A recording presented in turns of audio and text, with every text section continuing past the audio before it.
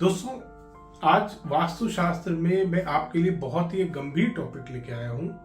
बहुत important topic है आप सभी के लिए जो भी अपना नया घर बना रहे हैं, उन सभी के लिए आज बहुत अच्छा और बहुत ही इंपॉर्टेंट टॉपिक है। दोस्तों, जब भी हम नया मकान बनाना शुरू करते हैं तो बहुत सारी अलग अलग तरीके का मटेरियल इस्तेमाल होता है। ईंटें भी आती है, लकड़ी भी आती है और सीमेंट भी आता है, स्टोन डस्ट भी आता है, बहुत सारी अलग अलग तरीके का लोहा भी आता है, बहुत सारी अलग अलग तरीके का सामान इस्तेमाल किया जाता है। बट बहुत बार हम जाने अनजाने में ऐसी चीजों का इस्तेमाल कर लेते हैं। एक विजिट किया था काफी दिन पहले एक क्लाइंट के यहाँ पे, तो उनका नया घर बन रहा था। वहां पर अभी नींव खोद के थोड़ा अभी नींव पे मतलब काम चल रहा था, ग्राउंड लेवल पे ही था सारा काम। तो वहां पर जब विजिट करा, बड़ी एक अजीब सी फीलिंग आई मेरे को। मैंने उनसे पूछा कि सर ये आपने प्लॉट जब लिया था तब ये ऐसे ही था? कहते नहीं सर, हमने इसमें भरत कराया है। उन्होंने कहीं से मलबा डलवाया था अपने, मलबा होता है ना पुराने टूटा फूटा ईंट रोड़ी ऐसे टूटा हुआ वो आता है जो, वो कहीं से उन्होंने 3-4 ट्रक मलबा खरीद के उसको घर को ऊंचा करने के लिए वो मलबा डलवाया था उन्होंने। तो वो मलबा किसी पुराने मकान का था जो उन्होंने वहां पर यूज कर रखा था, और सिर्फ थोड़े से पैसे बचाने के चक्कर में उन्होंने ये काम करा। दोस्तों, ये बहुत बड़ा एक वास्तु दोष बनाता है आपके नए घर में। जब भी आप नया घर बनाते हैं और उस घर में एक भी पुरानी चीज का इस्तेमाल करते हैं बिल्डिंग मटेरियल में, जैसे आपका सीमेंट हो गया या रेता हो गया या कोई भी ऐसी चीज, स्टोन डस्ट हो गया, मलबा हो गया, पुरानी लकड़ी का इस्तेमाल हम कर लेते हैं जिसका हमें सोर्स नहीं पता, या बहुत पुराना हमें पता है कि ये 20 साल से विंडो एक घर में लगी हुई थी, बट हम जाके बहुत सारी ऐसी मार्केट्स हैं आजकल दुनिया में, बहुत सारे कंट्रीज में मैंने अलग अलग टाइप के कॉन्सेप्ट्स देखे हैं इन सब चीजों के लिए। तो वो आप अपने घर की कंस्ट्रक्शन में इस्तेमाल कर लेते हैं। दोस्तों, वो चीज आप लाइफ टाइम के लिए अपने साथ अटैच कर रहे हैं। वो नेगेटिविटी जो उस चीज के साथ आई है वो आप अपने साथ अटैच कर रहे हैं। वैसे तो वो जो मलबा है वो पुराने मकान का टूटा हुआ मलबा है, जो पुराने मकान का टूट के निकला है, वो आप अपने नए मकान की बेस में डाल रहे हैं। खुद सोचो दोस्तों, आप कितना गड़बड़ी कर रहे हैं अपने खुद के साथ। आप इतनी गड़बड़ी कर रहे हैं, थोड़े से पैसे बचाने के चक्कर में आपने ये गलत काम कर दिया और सारी उम्र आपको भुगतना पड़ेगा। कैसे भुगतना पड़ता है? बहुत बार ऐसी चीजें हमने नोटिस करी हैं कि बहुत बार वाइब्रेशंस जब हम चेक करते हैं, अर्थ की वाइब्रेशन चेक करते हैं, तब हमें कई बार फ्लक्चुएशंस उसमें बहुत ज्यादा मिलती है। पहली बार स्कैन करी कुछ और रिजल्ट आया, सेकंड टाइम स्कैन करा कुछ और आया, थर्ड टाइम स्कैन करा कुछ और आया। बार बार जब स्कैन करते हैं तब पता लगता है कि यहाँ पर तो कुछ गड़बड़ी है। गड़बड़ी क्या होती है? जब धीरे धीरे हिस्ट्री निकालते हैं कि कैसे बनाया, किसने बनाया, क्यों बनाया, सारी चीजें जब पता लगनी शुरू होती हैं, फिर समझ में आता है प्लॉट तो बिल्कुल साफ है, 20 साल से ही प्लॉट इन्हीं के पास है, इसका मतलब प्लॉट में तो कोई कमी नहीं है। फिर क्या हुआ? फिर हम पूछते हैं कि क्या आपने कोई पुराना बिल्डिंग मटेरियल का सामान इस्तेमाल किया था? फिर वो बताते हैं हाँ जी हमने मलबा इस्तेमाल किया था, वो फलाने एक दोस्त की मेरे कोठी का री रेनोवेशन चल रहा था, उसके यहाँ से मलबा निकला था, तो एक ट्रॉली एक ट्रक मलबा मैंने यहाँ पर डलवा लिया था।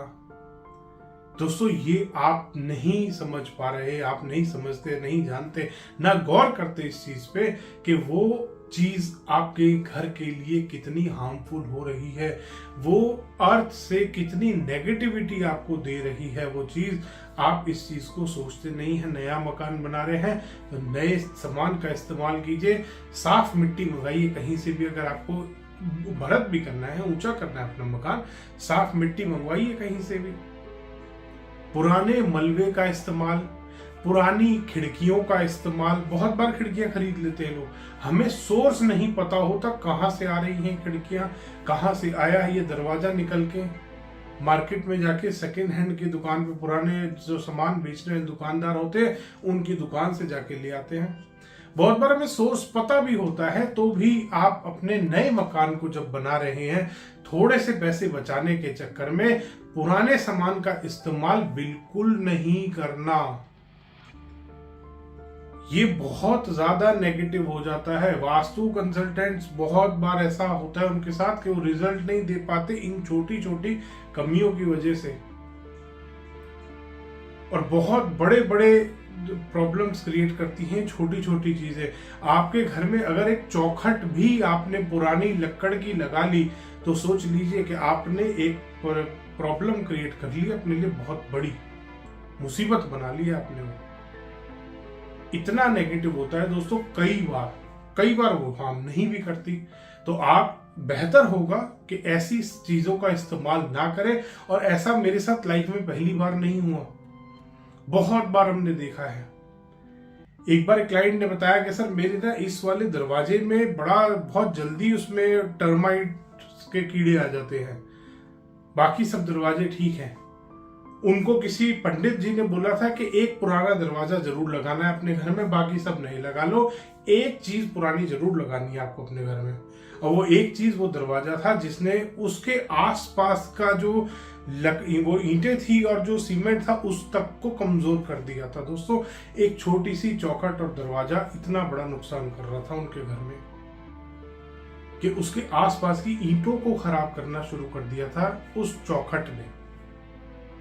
तो इन चक्करों में ना पड़े दोस्तों, थोड़ा सा लॉजिकल और साइंटिफिक बनिए, हर चीज के पीछे का लॉजिक जानिए।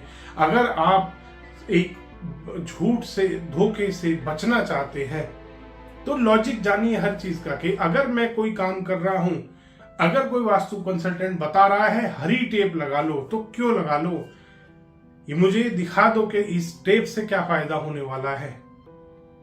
क्या सच में हरी टेप से फायदा होता है? क्या सच में पुराना सामान इस्तेमाल करने से कोई फायदा मिला आपको? एक बार अपने मन से जरूर पूछिएगा दोस्तों, आपको जवाब मिल जाएगा।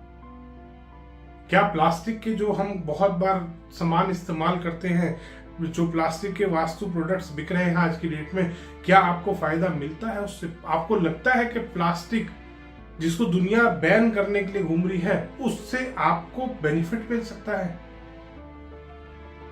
बहुत सारे प्लास्टिक के अलग अलग टाइप के प्रोडक्ट्स बिक रहे हैं आजकल मार्केट में। क्या आपको सच में लगता है उससे फायदा मिल सकता है आपको? तो हर चीज के पीछे का लॉजिक जानिए। इसीलिए ध्यान रखेंगे अगली बार अपना जब नया मकान बना रहे हैं, अपने सपनों का मकान बना रहे हैं, उसमें पुरानी चीजों का इस्तेमाल ना करें, बिल्कुल नहीं करना। आपको हर चीज बढ़िया नई आपको खरीद के लगानी है अपने घर में, ताकि वो घर आपको खुशियां दे सके। हर चीज के साथ एनर्जीज जुड़ी रहती हैं। एक एक ईंट जब आप अपने घर में लगाते हैं, हर ईंट आपके घर में पॉजिटिव होनी चाहिए। जो मिट्टी आप अपने घर में डाल रहे हैं वो मिट्टी आपके लिए बहुत पॉजिटिव होनी चाहिए। वो मिट्टी किसी गंदी जगह की नहीं होनी चाहिए। मिट्टी को देख के जब आपको खुशी मिले, आपको अच्छा फील हो, उस मिट्टी को यूज करिए। सच में ये बहुत छोटी छोटी काम की बातें हैं। बहुत बार हम नोटिस करते हैं, क्लाइंट के यहाँ एक विजिट किया था, एक छोटा सा एक्सपीरियंस शेयर कर रहा हूँ। वहां पे मिट्टी उन्होंने मंगवाई थी कहीं से, मिट्टी देख के बहुत गंदी लगी मुझे। मैं कहा सर ये मिट्टी आप मत डलवाइए, आपके लिए बहुत अच्छी नहीं है। और आप यकीन नहीं मानेंगे, एक ट्रक मिट्टी वहां पे डल चुकी थी और वो रैंप में उनके आ रही थी। रैंप हर 6 महीने में उनका क्रैक होता था। फिर उन्होंने मेरी बात बाई चांस पता नहीं कहां से उनको ध्यान आ गई, उन्होंने वो मिट्टी चेंज करा दी वहां की बाद में। और मिट्टी चेंज कराते ही सालों साल वो रैंप चल रहा है उनका, अभी भी शायद उनका वो रैंप एज इट इज है। बहुत बार हमारे को अंदर से भी इंट्यूशन आता है कि ये चीज ठीक नहीं है, उसको कभी मत करना दोस्तों।